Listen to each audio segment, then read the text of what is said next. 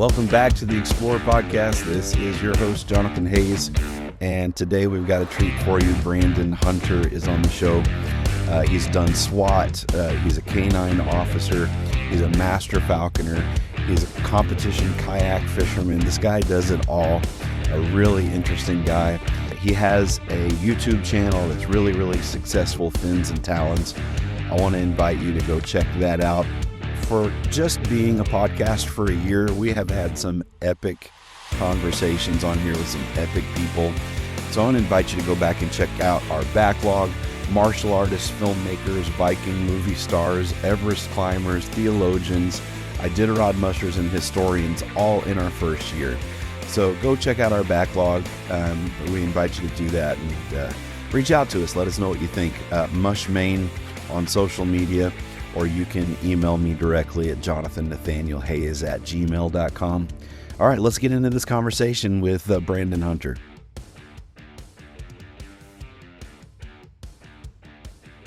You kayak fish for giant catfish, is that right?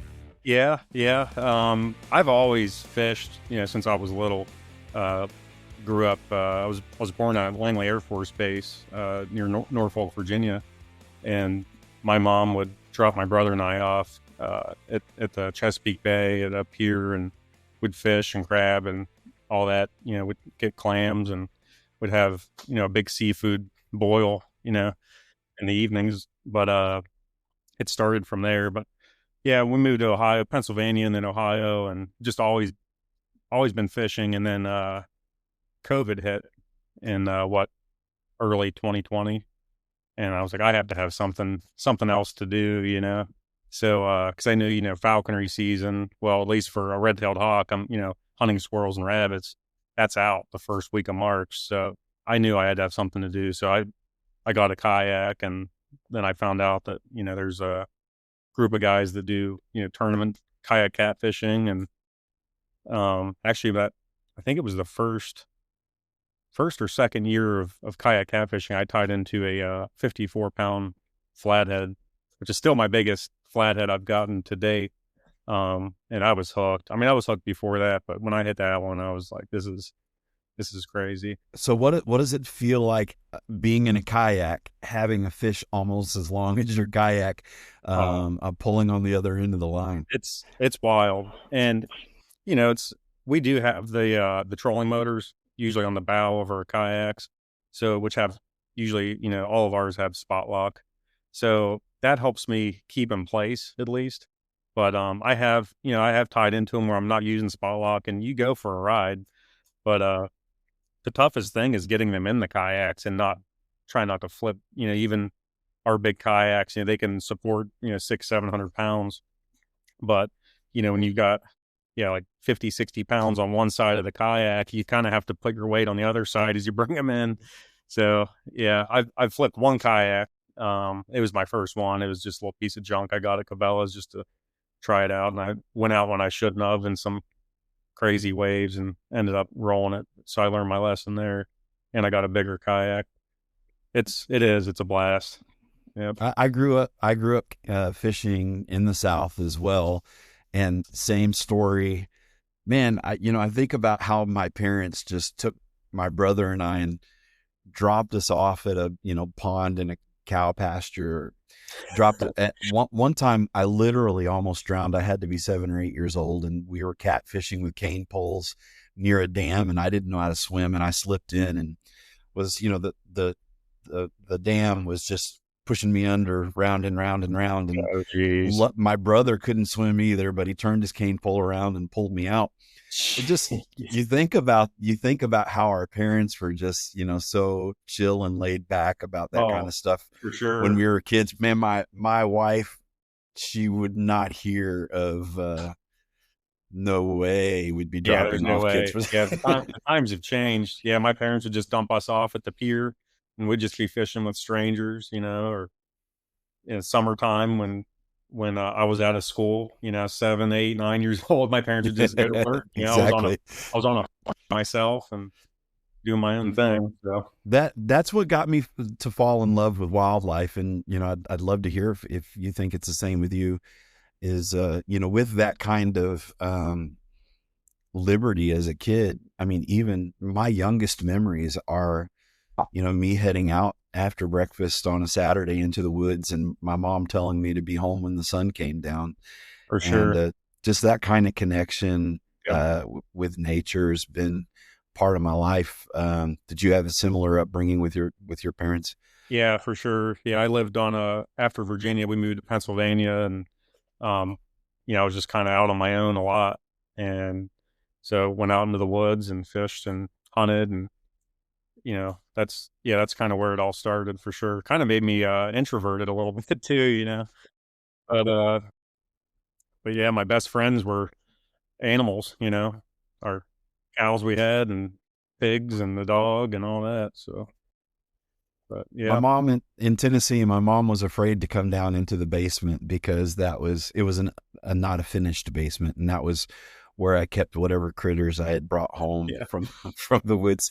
She never knew what was going to be down there, but yeah. My um, dad, my dad went into our shed. I think I was 12, and he heard something in the back of the shed, and he went back there, and I had a big cardboard box with three baby raccoons in there, and I'd had them for 3 weeks by then, and I was giving them baths, and they were gardening with me, crawling up my legs, and didn't go over well with my dad, but yeah, their mama got hit right by my house, so I was like, I'm gonna take care of them, but yeah, that's yep, awesome. same, Yeah, in the set. So I wanted to ask you about, while we're, hitting the fish first, which I didn't expect to do, but um, I mean, I grew up around the Mississippi River Delta, and I mean, we have some massive catfish. But what we have up here, what they call catfish up here, I live on fresh water, cold water. I mean, a cold water lake. We don't even have bass in this yeah, lake. They're still trying to break into this chain of lakes, but the thankfully there's some waterfalls that have kept them from coming up here. So we've got cold water fisheries up here, and what they call catfish up here, isn't what I fished for as a kid.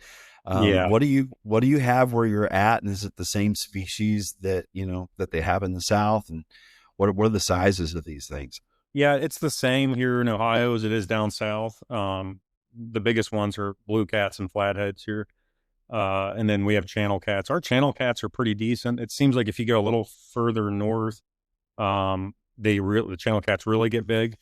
I believe Wisconsin has some pretty big channel cats, and as you go west, I think some guys out in maybe Nebraska. There's some donkeys out west, but typically up north and then way down south, the channel cats they don't get very big. But for our flatheads, I think our state record flathead is like 76 pounds. But you go south and they're hitting 90s. I think the world record is like 123.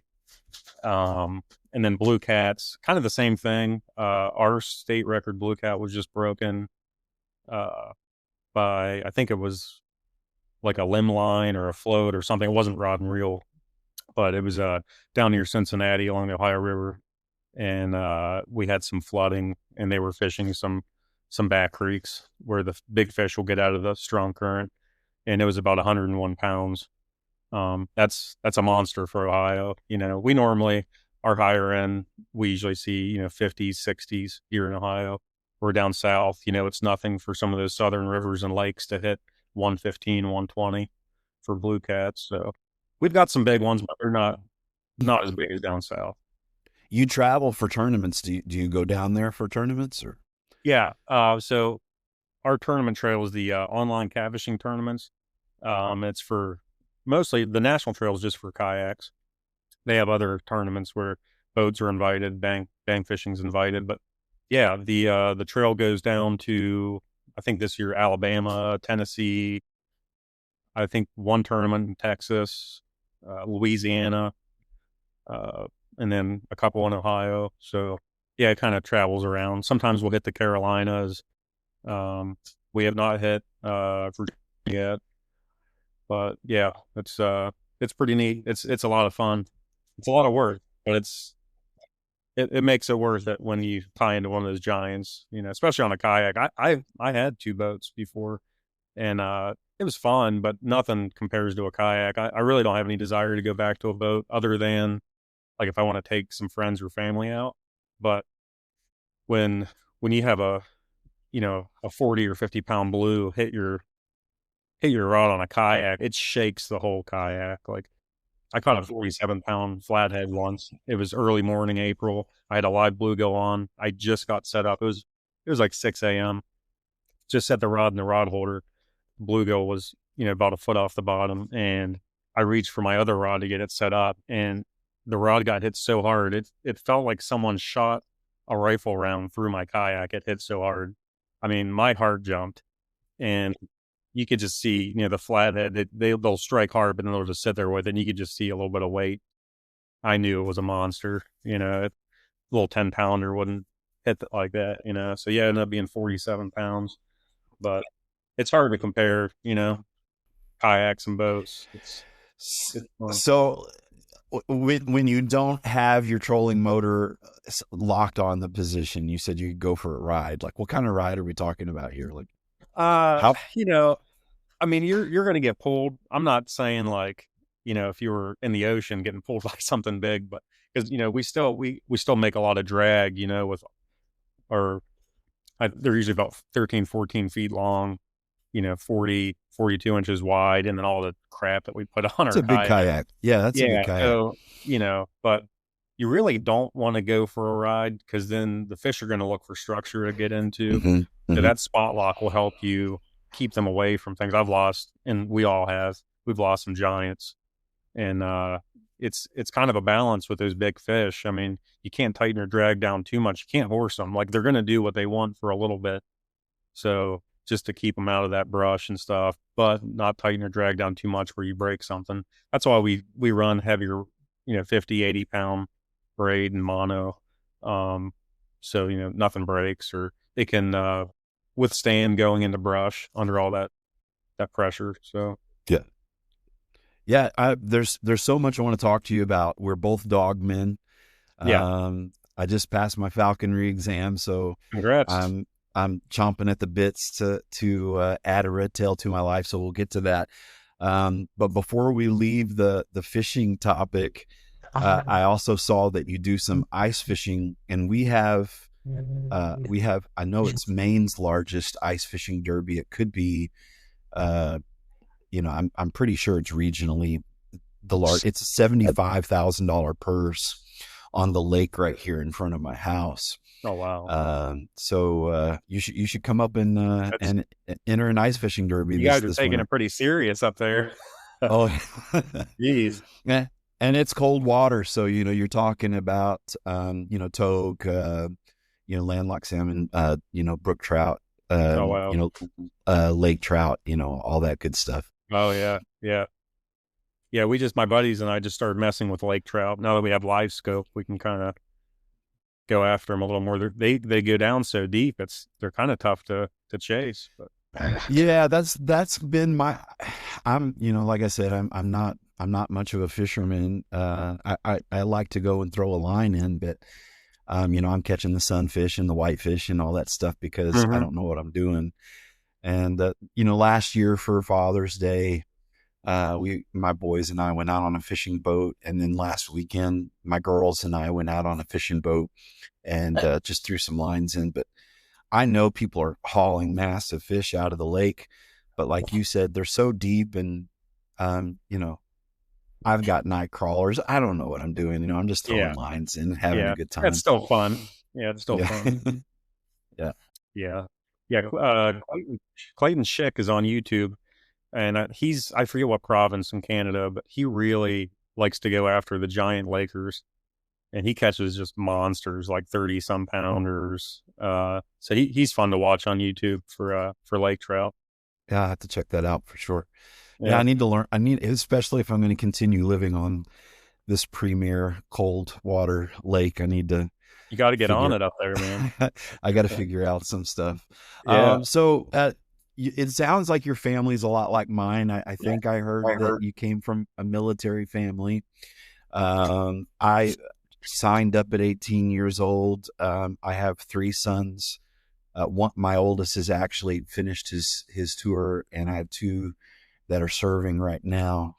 And it's kind of like a man's rite of passage at 18 years old. You go and you swear in, and you went and swore in at 18, but you did it in the police force. Is that right? I did, yeah. I did want to go into the military. My dad was in the Navy, and he was a fire chief, and but I ended up. My brother's about 7 years older than me, and he went into the Ohio State Highway Patrol, and of course, I have to do whatever he does. So he would show me videos of his all the stuff he would get into. I'm like, yeah, I got to do that. But when I was 14 years old, I saw a state trooper with a big black shepherd, like jet black.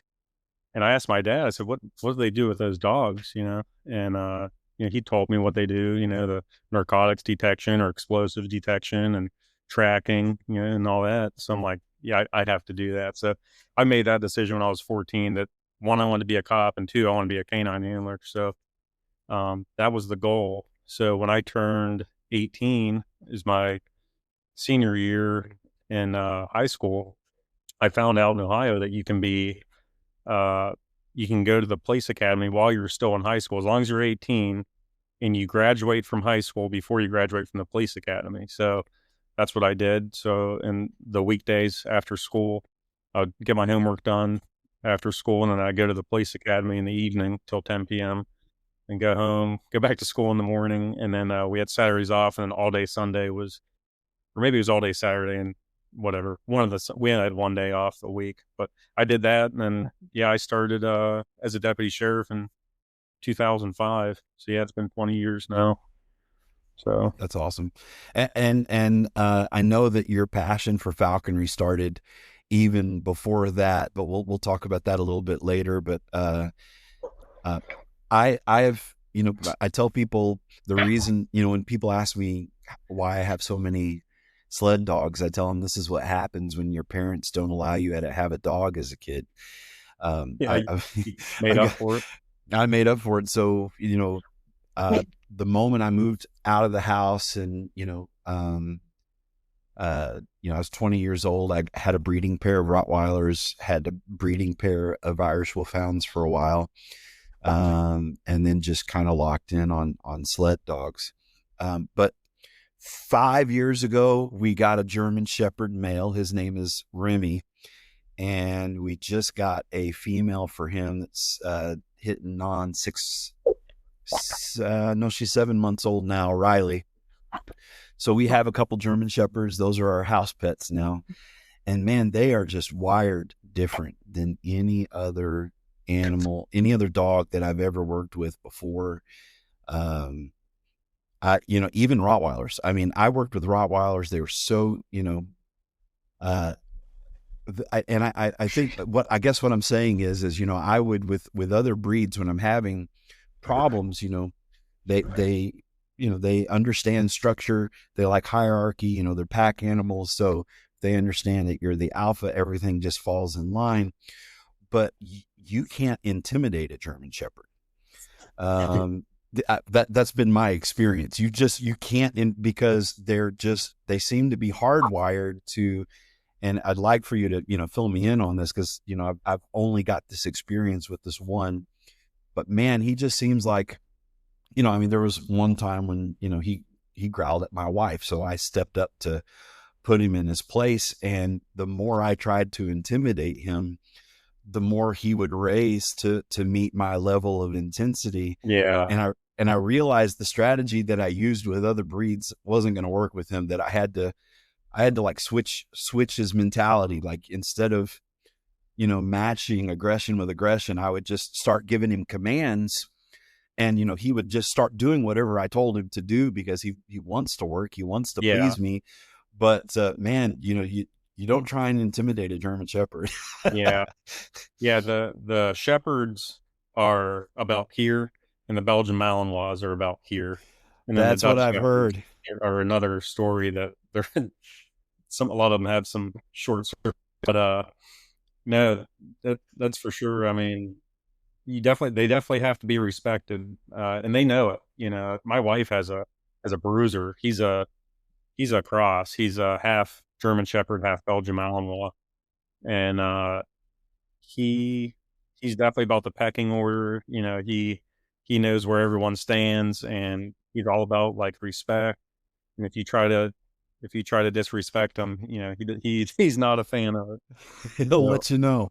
he'll let Yeah, you know. and Yeah, so everything's fine as long as everything's fair. If they feel like you did them wrong, they're not about it. It's a different world with these dogs for right, sure. right, and with every other breed, again, including Rottweilers, I had back in my early 20s, I had 5 total, and you know, I just, and with my sled dogs, if there's a dog fight, if I'm establishing pecking order, pinning the dog, that's what mushers do. We'll Hmm. pin the dog to the ground, until the dog acknowledges, yes, you're over me, that kind of thing. I had to learn really quick that I needed a whole new set of strategies with this guy. He's awesome, and like you said, he's one of the most loving dogs that we've ever had. Very protective of the home. He won't. If I bring someone into the house and set them down and then introduce him, he's fine with them. But if they walk onto our property, by themselves or pull up in the driveway and get out, there's going to be a problem. And that's not something that I've had to teach him. He's just, Right. very, very intuitively that way. So yeah, I mean, maybe you have some thoughts on all of that, and has that been your experience as well? Yeah. Yeah. It's very loyal dogs, and you know they don't care. I mean, they'll lay their life down for you. They don't care if there's 20 people trying to break into your house. They're gonna do everything they can to protect you. But yeah, it's definitely have to be respected, and it's like I said, I've never worked with a German Shepherd. I've seen them. I've seen other handlers with Shepherds, a lot of Belgian Malinois, but they both have their pros and cons. But if you can, if the dog is obedient, very obedient, it definitely helps. I personally would not have a Mal as a pet. Maybe a Shepherd, but I don't know. It just depends on the Shepherd too. I mean, and if I would have one as a pet, I would have it. I would have all the obedience on it. I would, because I'm not a trainer. I'm just the handler. Um, but I would pay a pretty penny to have the obedience put on the dog, and do those training sessions with a trainer, because he could be in a world of trouble with a high drive dog, and you have to have the time for him too. You know, it's not something you can just lock up and leave all day and come back in the evening. I mean, they're working dogs, and that's another reason why you know I it's too big of a dog to use with falconry, at least for me. So I would want a smaller dog for falconry. So I wouldn't have much purpose for it at home, at least a Belgian Malinois. Like I said, the shepherds seem to be a lot more laid back. Yeah, I've heard the Belgian Malinois are like German Shepherds on steroids, and They are. I'm like, no, thank you. Yeah, it's like the shepherds, if you tell them to do something, a building search or whatever, they really like analyze, they think about things, they take their time, they're very meticulous. And the Belgian Malinois skips all of that and just does it. And so it's like I said, there's pros and cons, but as long as the Mal is trained right and obedient, it's nice to have that drive. I mean, it's all the drive you want. But and there's some shepherds, they don't have much drive. I mean, I've seen some Mals, they don't have real high drive either, but there's no off switch. A lot of the handlers joke about that. There's just no off switch on these Belgian Malinois. They're always on. So, Yeah, and in the sled dog world, it's the same thing. I made the same mistake that so many mushers make when they first get into it. They, watch Disney movies, Eight Below, Iron Will, all that, stuff, and so they go and buy or adopt show or pet line Siberian Huskies and then wonder why, you know, that they physically could go more than 2 or 3 miles. They just don't want to. And, Right. just the drive's not there. And, so after a little while, you realize, okay, there are working lines and then there are the pet lines. And Right. there's a huge difference. And, Yeah. the show dog ring has ruined more breeds than it has saved. Oh, I'm sure. Yeah, I'm Yeah. sure. Yep. With both the Rotties and the German Shepherds, what I've seen, we just had this the other day. One of the people from our church stopped by to visit, and the more my German Shepherd would bark at our guest as she was coming toward the house, the more my wife, was, Remy, stop, no, no, Remy, no. And the more she did that, you know, Just he brought he her up. was he was feeding off of my Yeah. wife's nervous energy, Hmm. and so I just opened the door. Honey, don't do that. I said, Remy, sit. And he stopped, and just sat. And I was like, come inside. And he came inside, no barking, no, they just want that. They want that direction and they're willing to please you, but you got to be careful with them. It seems for sure. Oh, for sure. Yeah. Yeah. Yeah. I was wondering, as we segue into falconry, I'm kind of thinking about, because my dogs will stay close to me and they've got good noses. They like to snoop around and, that kind of thing. I was wondering if just flushing, if you didn't think maybe a shepherd would be good for just flushing game for the hawk. You don't think Yeah. so? Yeah, it's possible. I don't think you'll have to worry about the hawk going after the dog. It's sometimes a worry for falconers who use the really small dogs with red tails. So you don't have to worry about that.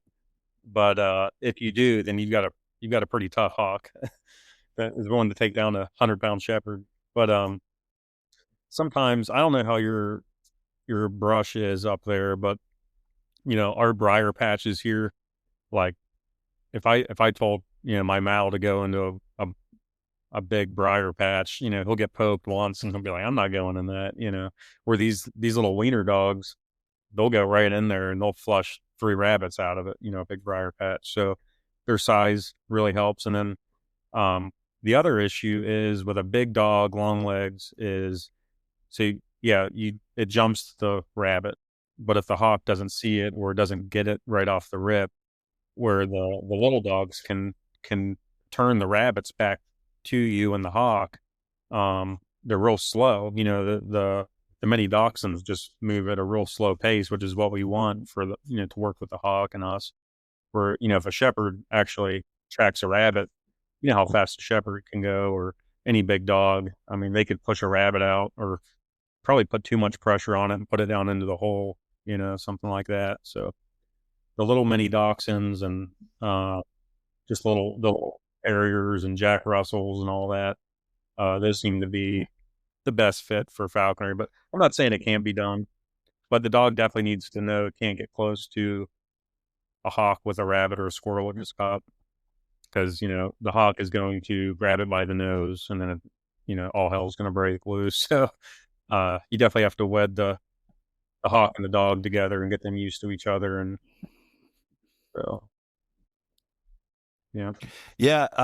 One thing I don't have to worry about up here, unfortunately, is our game going to ground. I live so far north. I live 2 hours north of my sponsor, and my sponsor has a gray squirrel. We don't have any gray squirrel. We just have red. And Oh, southern Maine has rabbits. We don't have any rabbits up here. We just have snowshoe hare. wow. So it's gonna be a tough gig up here for me, but at least the hare don't go to ground. So I've Yeah. got that going for me. But a lot of thick brush, like you were saying. Yeah. Yeah. I would imagine that'll be with a red tail. That'll be your primary quarry, would be snowshoe hare, I would imagine. So you have the little red squirrels, little pine squirrels. You don't have the big fox squirrels. Yes. Ooh, No big gray squirrels. No. those So squirrels are pretty much off. those are pretty tough for a hawk. a red-tailed hawk. Those little pine squirrels. I mean, they are like lightning. So Yeah. Yeah, yeah, you might as well be after a chipmunk. yeah, for sure. Yeah. Yeah, Yeah. they're So like so lightning. let's let's back up a little bit because you're the first falconer that I've had on the podcast. So why don't you tell us what falconry is and how you got into it? Yeah, so falconry is the sport of taking wild game with a trained raptor, and that could be a wild caught bird or a captive bred bird. I've always flown with wild trapped birds, except for last maybe 2 seasons ago. Um, I got a Harris hawk that was captive bred from a breeder in Kentucky.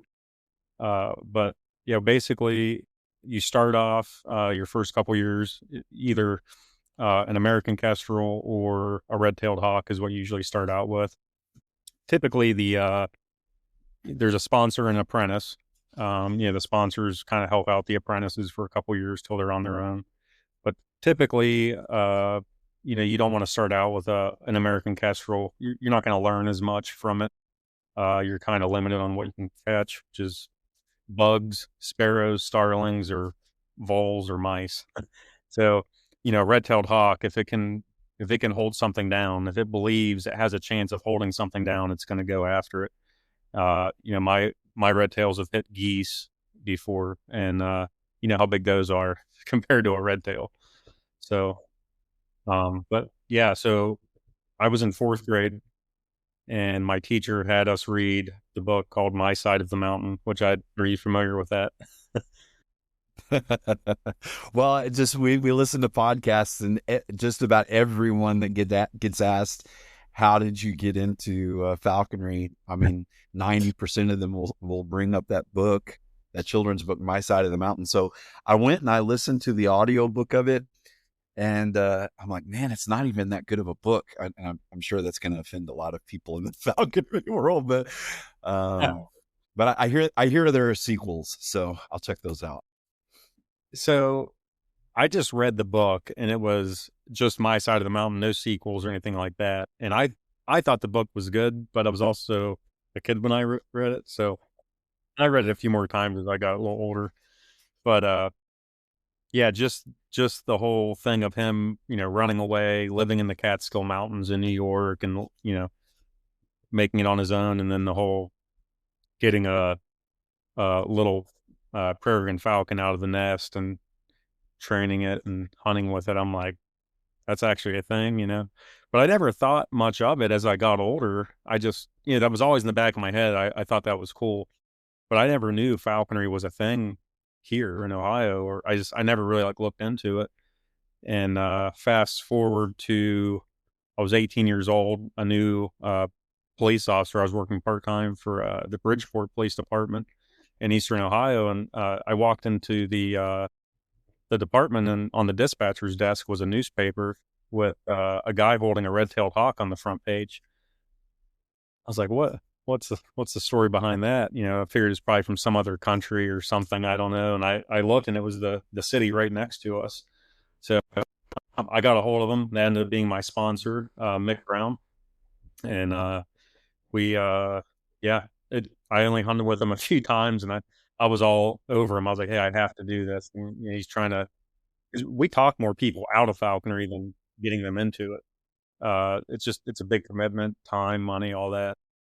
And he was still trying to talk me out of it. And I was 100% adamant. So he's like, "All right, I'll sponsor you." So I took the test and passed, built my buildings, and got my first red tail, and been having a blast ever since.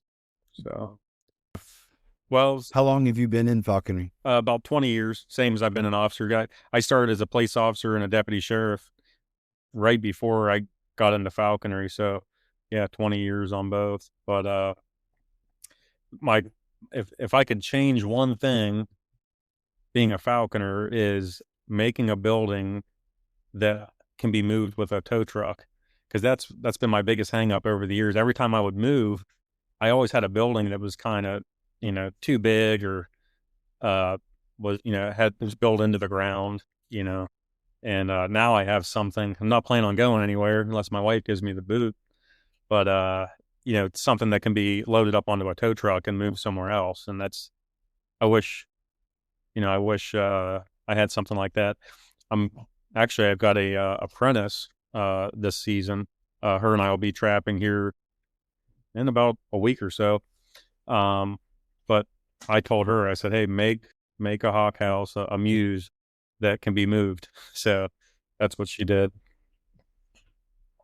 But That's exactly what I did, and I don't know where I picked up that advice. It might have been from one of your YouTube shows, but we're considering the purchase of a big 170-acre farmhouse, which means we would be leaving the lake house here. And just because we had that on our radar as a possible move, I decided that I was going to build something that was sturdy enough that I could jack up and put a trailer under it and move it if we needed to. So I wouldn't have to, build it all back again from the ground up.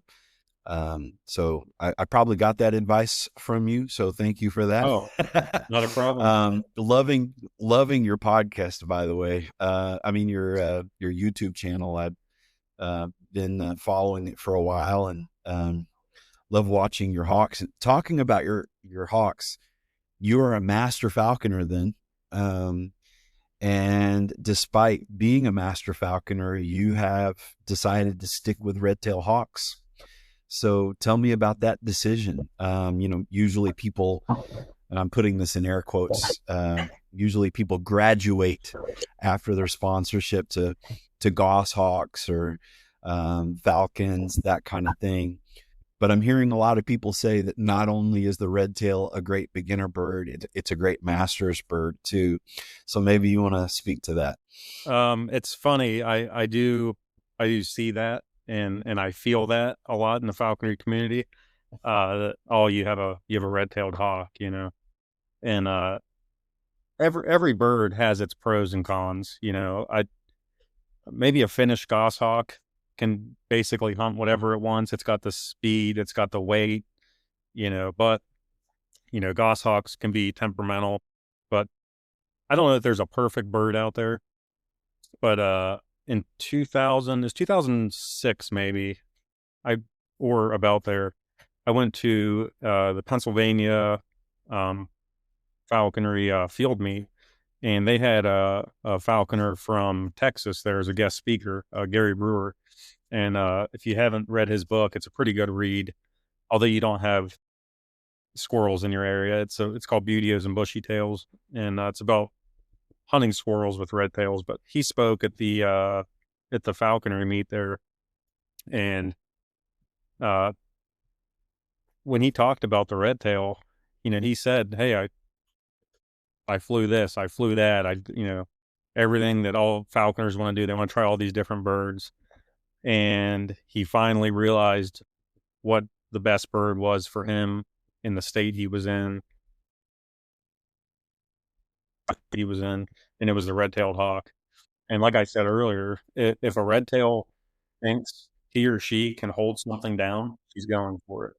And that's what I love about them. And they're, we've got hills here where I live in Ohio. So, falcons aren't exactly the best choice because, they tend to go so far up and so far out, and, you kind of want some wide open country. But, there's, to me, like I do like to rabbit hunt, but squirrel hunting with a red-tailed hawk is the most fun I've ever had. Like I've had people on their knees laughing and crying because it's just so funny. Like I had my wife was in college and uh, came to visit her, brought the red tail with me, and we were chasing squirrels uh, in on her campus, which I don't sure that wasn't allowed, but I think the statute of limitations is over on that by now, so I should be good. But we were squirrels. The red tail was chasing a huge fox squirrel, and it jumped out of the tree.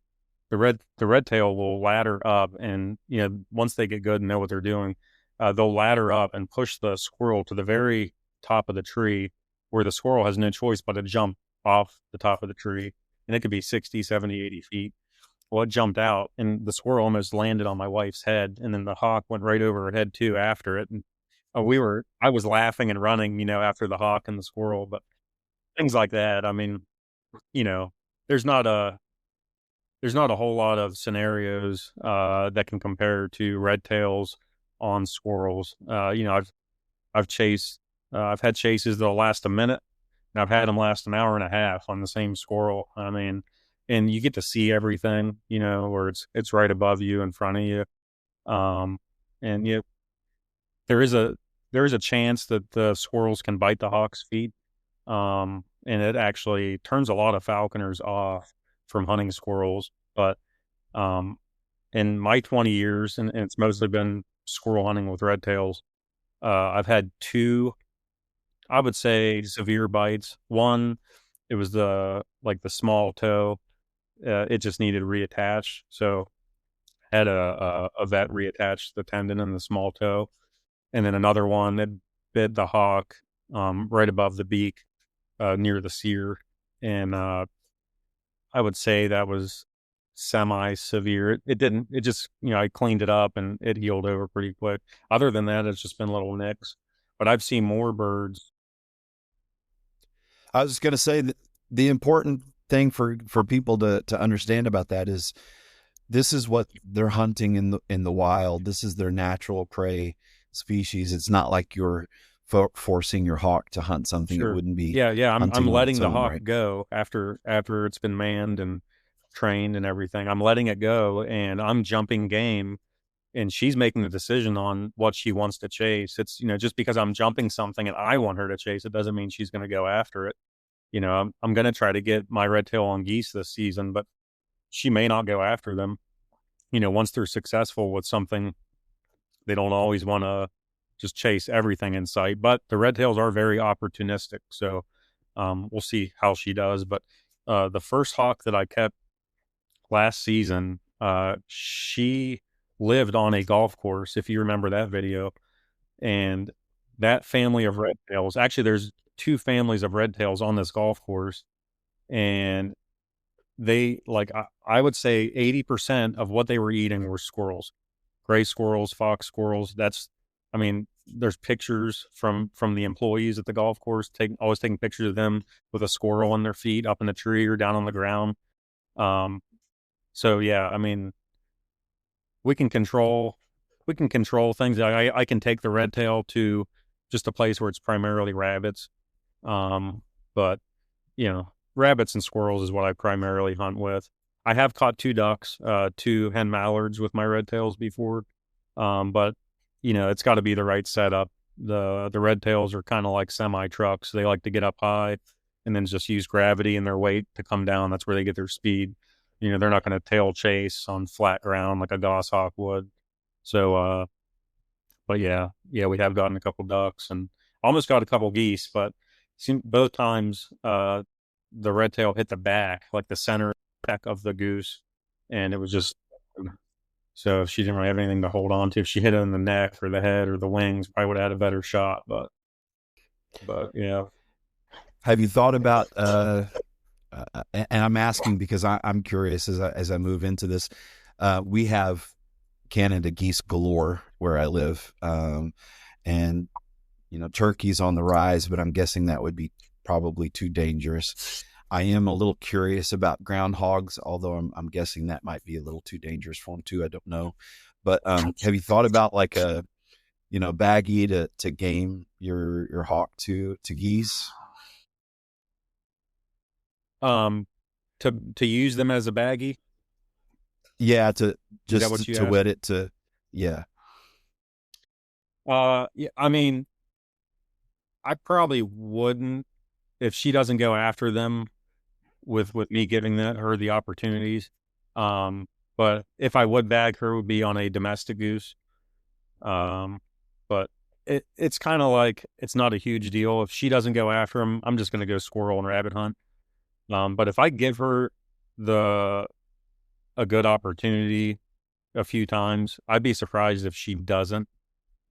Just big hungry female red tail. They feel like they can take down the world, and they hit brush hard and everything. So yeah, we'll see. I did want to get her in on the early goose season in September, but she's still molding her feathers, and she's at a higher weight right now. So I don't want to drop her weight fast. So realistically, I probably won't be able to make the early goose season. It'll be the regular seasons this coming hunting season. But And that's Xena, right? yep, Xena. Yep. I'm sorry. Why don't you tell us about Scarlet, which was an amazing bird? Tell us about Scarlet and why you ended up cutting her loose, and then bring us up to speed on Xena. Yeah, honestly, yeah, I did like Scarlet at first, but the big problem with her was she did not want to hunt with other people. She really didn't want to hunt with me, to tell you the truth. And every bird is different. Not every bird's. We're asking a lot of a wild bird, and it's not like we just took them out of the nest. They've been out on their own for several months, so we're asking them to hunt with us, hunt with groups of people. So I don't get too upset when it doesn't work out, but I would put her up in a tree. She had chased a couple rabbits in front of people, but then she would just shut down if she missed the rabbit. So I ended up letting her go, but I got stuck with $1,000 vet bill when I got her. I noticed that she had a hard time, like she would lose her breath pretty easily during training and hunting, and she would be panting over things that she shouldn't be panting over. So you have to watch upper respiratory problems with these birds. And I've never had an upper respiratory problem with any of my birds, but I got nervous pretty quick, so I rushed her to the to an avian vet I have nearby, and I told them, hey, I've only had her for a week or two, whatever it was. I don't remember how long I had her at the time, and I said I don't know what it is, and they definitely noticed her breathing issues pretty quick, but they ran all the tests and um, sedation and the whole 9 yards, and you know it found come to find out it was just she was overrun with internal parasites and worms, which is common. I would say probably every bird in the wild has some to some degree, but she was just overrun with them. So they treated her for that. But yeah, it was like $950 when the dust settled. And then to follow that up, she didn't want to hunt with people. So yeah, I ended up releasing her after I realized that I tried her at different weights. Everything's based off of weight with these birds. We weigh them once or twice a day. And once I realized that, I ran her up and down in her weight window, and I'm not going to hunt with people. That was just period. So I let her go. I put her right back where I trapped her, where Jeb and I trapped her. And but just goes to show, you know, some people get upset when they trapping these birds from the wild, and we do a lot of good for these birds. And that's Yeah, just talk about that for one a minute. example. Yeah, so that bird would have died, like hands down, and the vet confirmed probably by December she would have been dead. Um, so, but that's not the big thing that I would say falconers do for these wild birds. I think the big thing is we take a bird from the wild. Its parents taught it how to catch mice. That's their primary food source. They sit on a telephone pole, they sit in a dead tree overlooking a hayfield or whatever, and they hunt mice. And the little ones see parents doing this. Okay, I can hunt mice. And wintertime comes and we get a foot of snow. Maybe we get a layer of ice over the snow. I don't need to explain all that to you with all the snow and ice. But that bird that only knows how to hunt mice is dead because all the mice are burrowing. They're staying under the snow. They're not owls. They can't hear the mice under the snow. They don't know how to chase a squirrel. They rabbits, maybe it sees a flock of geese. It doesn't, it doesn't have, it's just no experience at all other than just catching mice. So a bird that a falconer has hunted with for 1, 2, 3, 7 years is a killing machine in its confidence to, hey, if it's negative 20 degrees, there's no mice out, there's nothing, but uh, there's a flock of geese standing in a frozen cornfield. That bird can go out there and hit a goose or hit a squirrel in a tree or go after a big rabbit, something. They have the confidence, they have the knowledge, red tail that's killed 500 squirrels with a falconer over the years, right, is gonna it's not gonna die from starvation. I'll tell you that. It's gonna die from something else in the wild. So I think that's the number one thing that falconers do for wild birds. And typically, we're releasing them after years. Yeah, what's the going percentage of the statistics right now for the chances of a wild raptor reaching maturity in the wild versus those that are brought into falconry? I've heard 80 to 90% of juvenile birds don't make it to their second year. That's the number I've heard. Um, and I believe that. Several years ago, I was hunting with my first red tail, and it was the dead of winter and snow on the ground, whole 9 yards. And I jumped a rabbit, and red tail is right along a field and a wood line, and the rabbit was just running along the edge of the wood line, and my red tail came down and slammed it. And before I could get to my bird, another wild, and it ended up being a juvenile, came down and was just gliding down. I was worried it was going to hit my red tail and kill it, but it came flying in and grabbed a hold of the back end of the rabbit. My red tail had a hold of the head of the rabbit, and this juvenile got a hold of the back end. And I got up to it, and I thought for sure when I got up to both birds and the rabbit, the wild one would take off. It would not let go of the rabbit.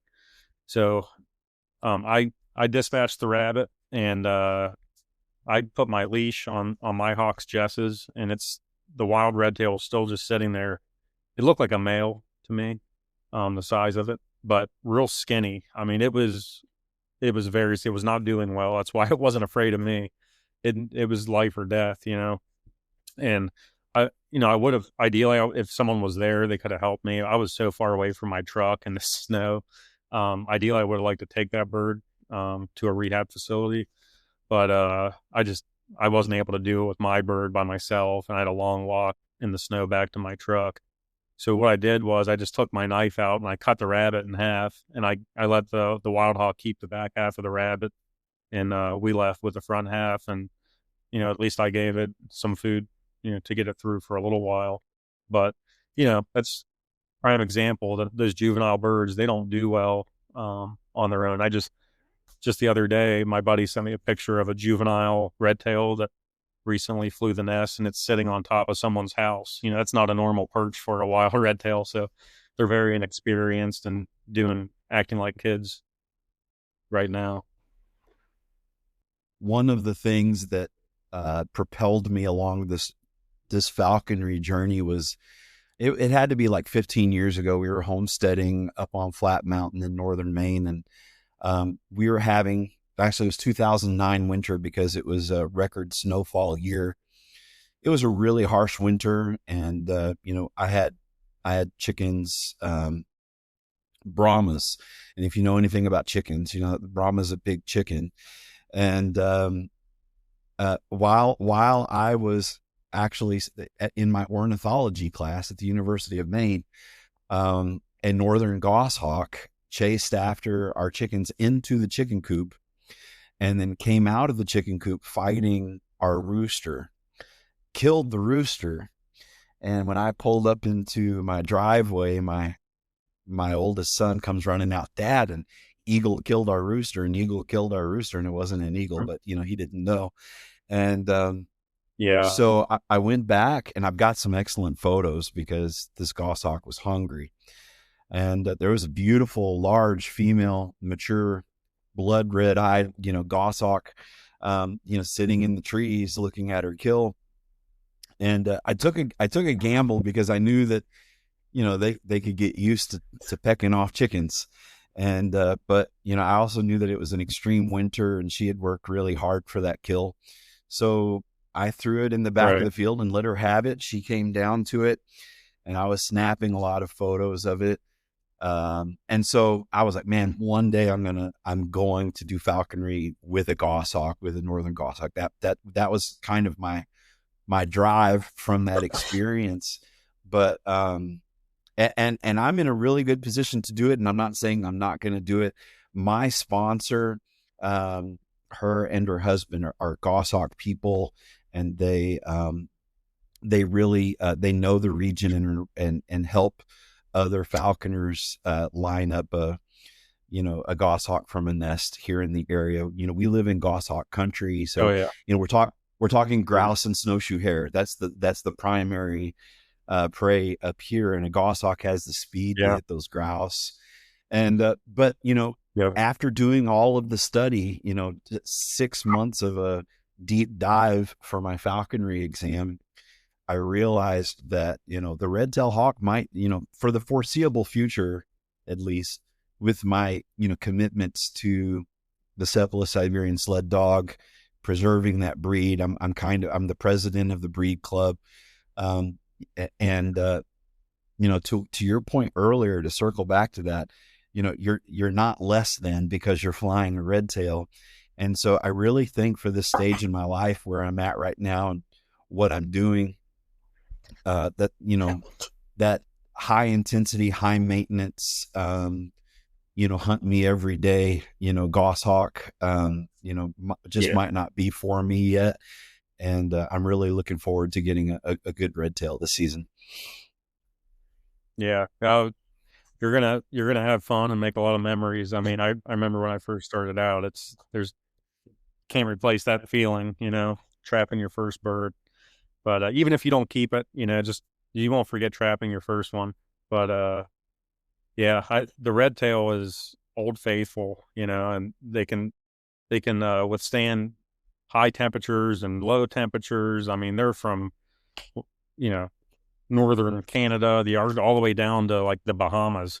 They're everywhere, and eat iguanas down in Florida, all the way up to snowshoe hares in Canada and Maine, and yeah, I mean they'll hunt with not all of them, but they'll hunt. A lot of them will hunt with groups of people, and like I said, if they think they can hold it down, they're going to try. And I don't. I mean, I may like I am interested in a Finnish goshawk.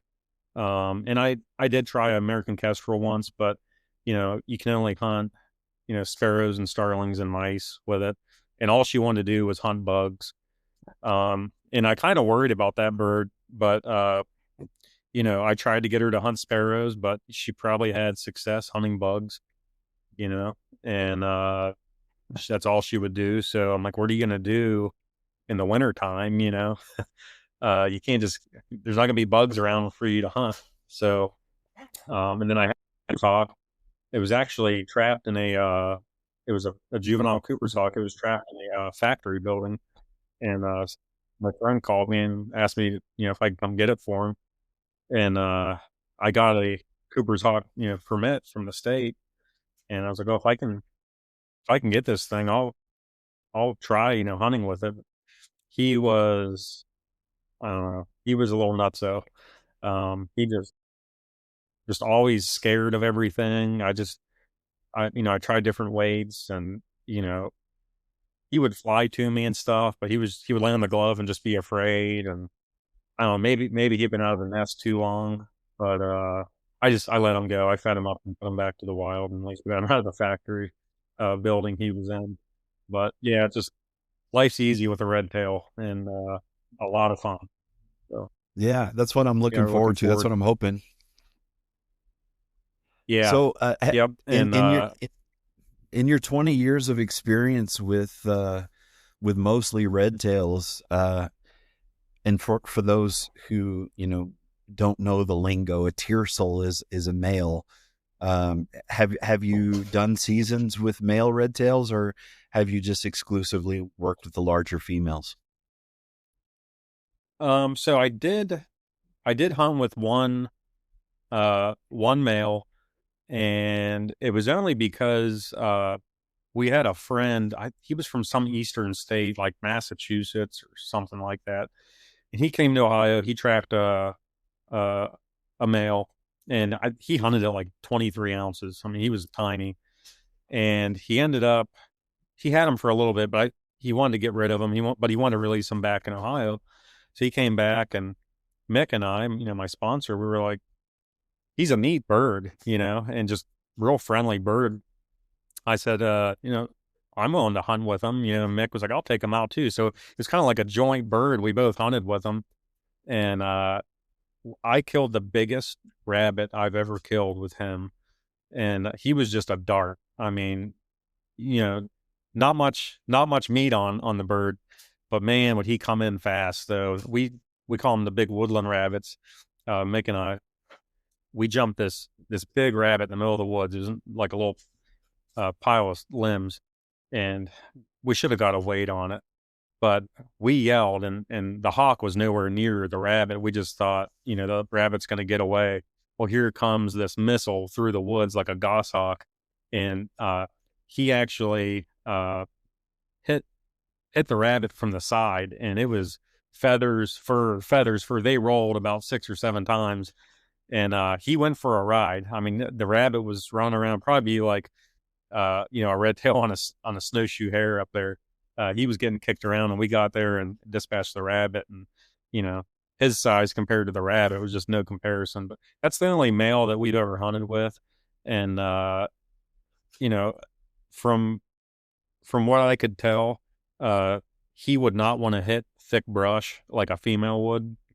And I've heard other falconers say that the males tend to veer off of like heavy cover, whereas a female, and I've seen it a ton of times with my birds, rabbit runs into a briar patch or a pile of limbs, and the female red tail will just punch right into it, and it looks like a hole, like a missile went through it.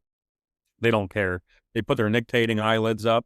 And anyone watching, if you don't know what those are, it's basically like goggles. They have basically two eyelids. But if they know they're going to be going into brush, they'll put these nictating eyelids up where it protects their eyes, but they can still see through them. And they put those up, and they just punch right through. And I mean, male red tails are cool, but I just, I can't get away from the female red tail. It's just so much fun. And they just believe that they are such badasses. So yeah, I'm looking forward to this next season with Xena. I think we're going to have a lot of fun. Yeah. I want to ask you about Xena, but before I do, while we're on the subject of tiercels, um, you know, snowshoe hare, which a female red tail would be good on. And of course, you're not my sponsor, and I have an awesome sponsor, and she's giving me some great counsel. But in your years of opinions working strictly with red tails, we have a lot of rough grouse here. Do you think that the tiercel would have a better chance against the rough grouse than the rough grouse? Um, how how big are the trees that where the grouse are? Like how tall are the trees? I guess. They're tall. I mean, not they're tall. I mean, they're probably 3 stories, 2 3 stories. Okay. Yeah, the red tails like to get up high, and like I said, and they get their speed from gravity and their weight. A female red tail can be faster than a male, uh, just being heavier and coming up from a much higher, perch. But it just depends. A grouse is so fast. You would have to have the right slip, and I would think if the red tail is not on that bird out of the hole, you know how they go up, and once they hammer down, the red tails, it's done. And that's probably with a lot of birds. You got to get them on the jump. But and I don't know, you may have a shot at getting them on the ground. I don't know if do the grouse walk much up there? Would a red tail Yeah, see so the grouse up ahead the walking? the, the grouse, they even hole up in the snow, to stay out of the weather, and you'll see these little, breathing holes, where the grouse are, and oftentimes they'll punch out of the snow when they're scared. So my hope is Yeah, get my red tail up in the trees before we flush the grouse, and then the grouse are flushing up, and the hawk is coming down. yeah. I don't, you know, that's a tough one. I think you're just gonna have to do it and find that out yourself. If you get a female your first year, you can always try to get a male the second year, unless you just have an absolute rock star that you want to keep. Um, or you can start with a male and then go to a female. And it's a different world up there where you are than what I'm used to hunting down here. But for a level flight, a male's going to be faster than a female. But higher up, if the bird's higher up, I'm going to say the female's going to get more speed coming down. Now, body mass, holding a snowshoe hare down. I've never seen a snowshoe hare in person, but I would imagine they're pretty big. Uh, a male red tail is still going to hold them down. Now, it's going to have a lot better chance if it grabs it by the head or the neck. If it grabs a snowshoe hare by the back end, it's going to go for a ride. So, but that's true with anything. Like hares, hawks. They're not as big, and if they grab a hold of, a cottontail by the back end, a big cottontail, I've seen them get bucked off of a cottontail. So, just depends on what happens. But I think you're going to learn a lot in these first couple years up there. Yeah, yeah, yeah. So tell me about So, Xena. Xena, I got her late. Just the whole fiasco with the birds that I had trapped prior to her last season. So I got her late. I think I got her like mid-December, December 16th, something like that. I didn't start hunting her till the end of January, just to get her weight down. I mean, I trapped her at 59 ounces, and like I said, her weight window, yeah, her weight window's 43 to 44 ounces. And it's funny, a lot of falconers, they like grams, which I agree. Grams, like I use grams for kestrel, I use grams for, uh, the Cooper's hawk, and grams on that little male red tail.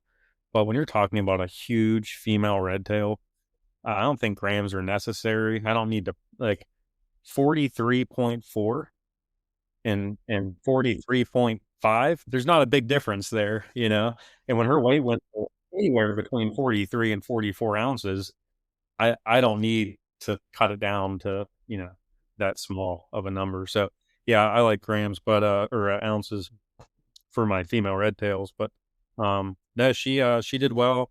We only got rabbits this past season. Tried to get her on squirrels. She took several shots, at squirrels. She definitely is going after them. But our problem was, for the little bit of season we had last season, she would be chasing a squirrel in one tree and she wouldn't stick with it. She would see another squirrel in another tree and then go after that. And then that one would get into a hole or whatever. It was just a constant running around. So once she gets a little more experience, she'll realize, hey, stay with what you got. I think we're going to have a lot more success on squirrels this season, and I'm going to have an actual full season to hunt with her. But the problem is I don't really mess with it until late October because you can't see anything, with the leaves and the brush and everything. So she can't see anything. The falconer can't see anything. So it's kind of a long wait till the leaves start dropping. Yeah, yeah, yeah. It's gonna be interesting trying to figure things out here because we don't have any red tails that winter here, and actually, red tails don't summer here either. I see them in the spring migration and I see them in the fall migration, but Oh, wow. not only myself, but my friends, like we look and we look all summer long and we never see red tails. We see them late in the fall migration, We see them in the spring migration, but beating the bushes looking for red tails, and they're just not here. So it's going to be a real weird, interesting thing trying to figure out, what to hunt them on. Have you hunt crows before with red tail? No, I haven't. And there's only to hunt crows, you can only hunt maybe Friday, Saturday, Sunday, something like that. I remember seeing it in the regulations. Uh, but no, I've never specifically gone after them. Now when I had a male Harris hawk a couple seasons ago, and we were trying to hunt ducks. We had ducks in this pond, and Jeb and I were trying to flush them towards the Harris hawk, and these three crows came in and started dive bombing the Harris, and he started flying away. And as one crow came in to dive bomb the Harris, uh, the Harris turned upside down and reached out and actually pulled a couple feathers off the crow.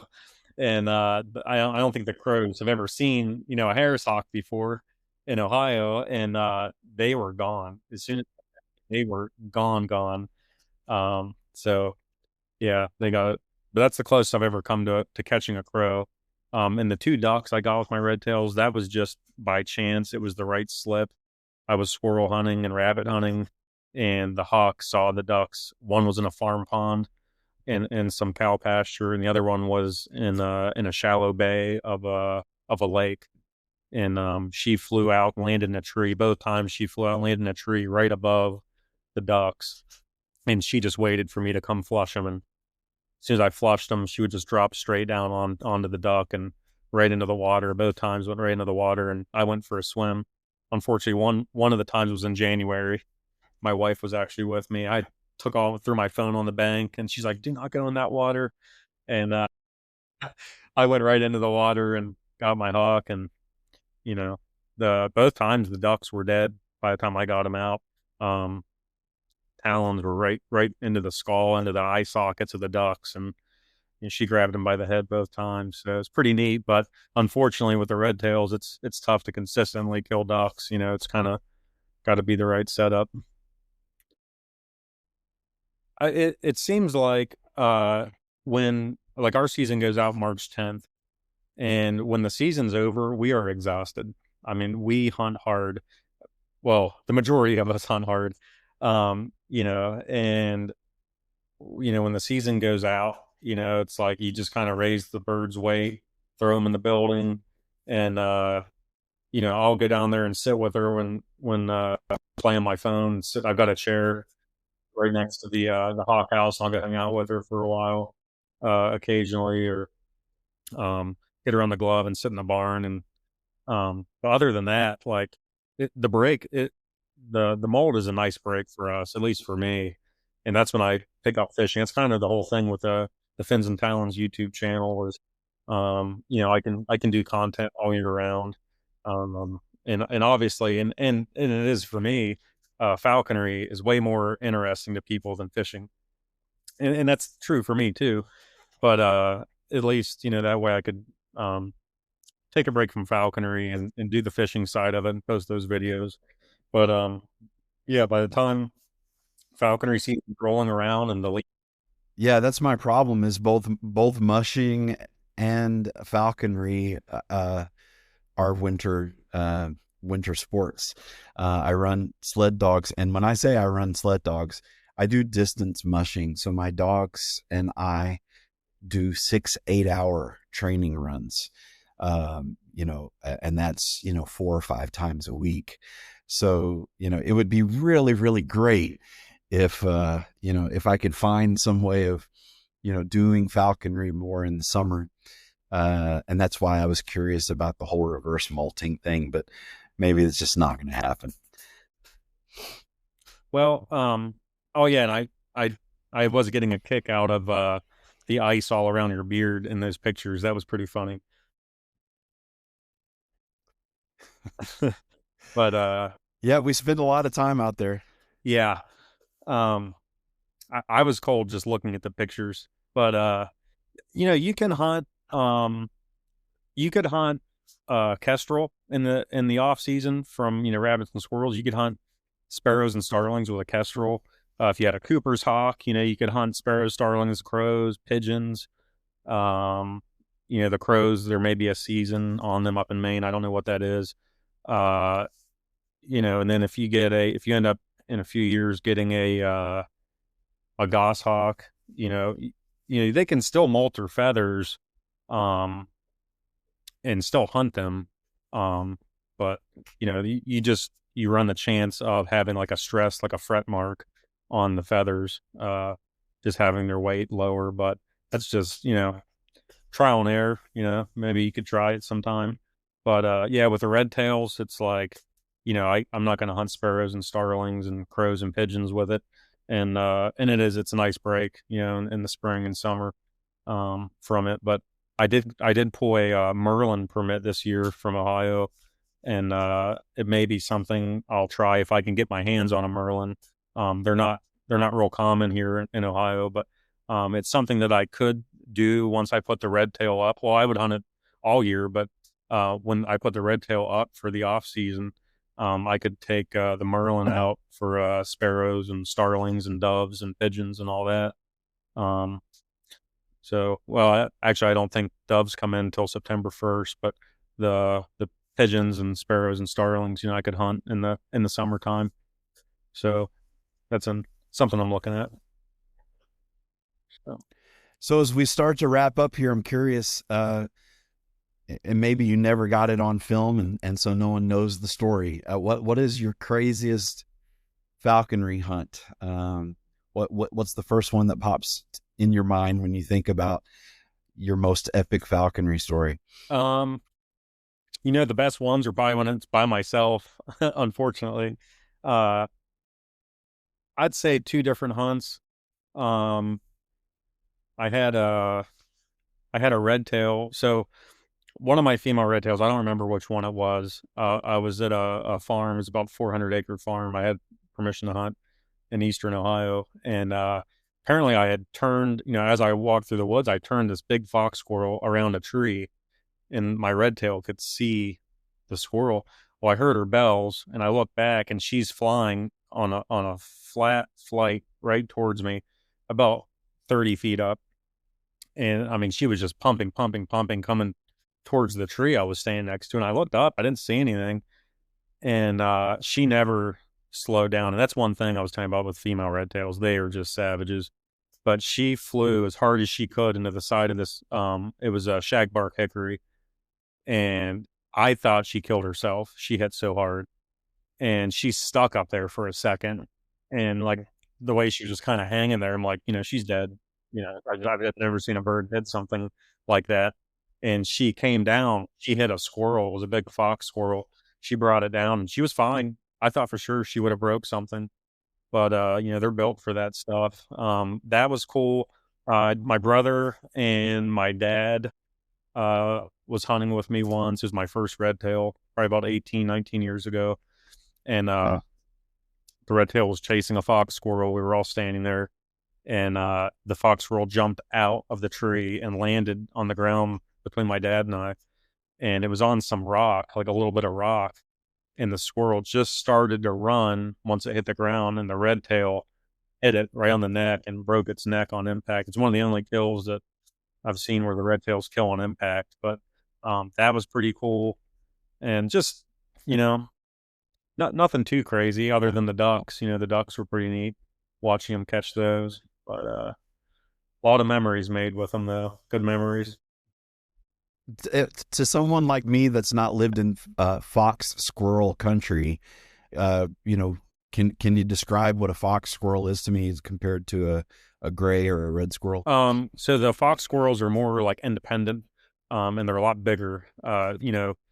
If a fox squirrel runs into a hole of a tree and there's another fox squirrel in there, most likely it's going to get run back out.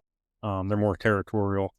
Whereas, a gray squirrel, if there's five gray squirrels in a hole and another gray squirrel runs in, they're like, hey, come on in, that's a big difference. And then just the size. I mean, the gray squirrels are so much smaller than the fox squirrels. I mean, we have massive fox squirrels here in Ohio. huge. And I actually have a scar on the back of my hand from about 18 years ago. I thought my hawk had a hold of the squirrel's head, as a big fox squirrel, and she had her wings mantled over the squirrel, and I reached in to help her, and she actually had the back end of the squirrel, which I found out real quick because as soon as my glove went in there, it bit through my gauntlet, through my leather gauntlet, right into my hand. So it got me. That squirrel went on my grill. I don't eat a whole lot of squirrels. That's usually food for the hawk, but I put that one on my grill. I made sure I ate him for lunch. That's awesome. Yeah. Yeah. I love watching fins and talons. I want to encourage everyone who's listening or watching to check out your YouTube channel. What's next? Like, what are you excited about? What's on the agenda for fins and talons? What do we have to look forward to? I would say what I'm really looking forward to is the two apprentices I've got this season. We're going to be trapping for both of them, and the first one, Emily, she'll be trapping the first half of August with me. So we're going to look. They both want female red tails. They both want to basically hunt everything, but they want to hunt squirrels. So my recommendation is, if you're going to hunt squirrels, you want the biggest, nastiest red tail you can find out there. Just lessens the chance of getting a bite. So yeah, taking them out. And then, I do have some permits for myself. The only bird that I would probably keep would be a merlin, as I was saying. But honestly, I'm more excited for my apprentices. I mean, I just remember how much fun it was to get out there and trap your first bird, and the manning process. It's kind of intimidating putting your first red tail on your glove, and it's right there in your face. So I'm looking forward to that, and I think my subscribers are going to be pretty excited about seeing that process too. Well, I know I'm looking forward to it, man. Thank you for taking the time with me today, and let's keep in touch. Yeah, for sure. Thank you.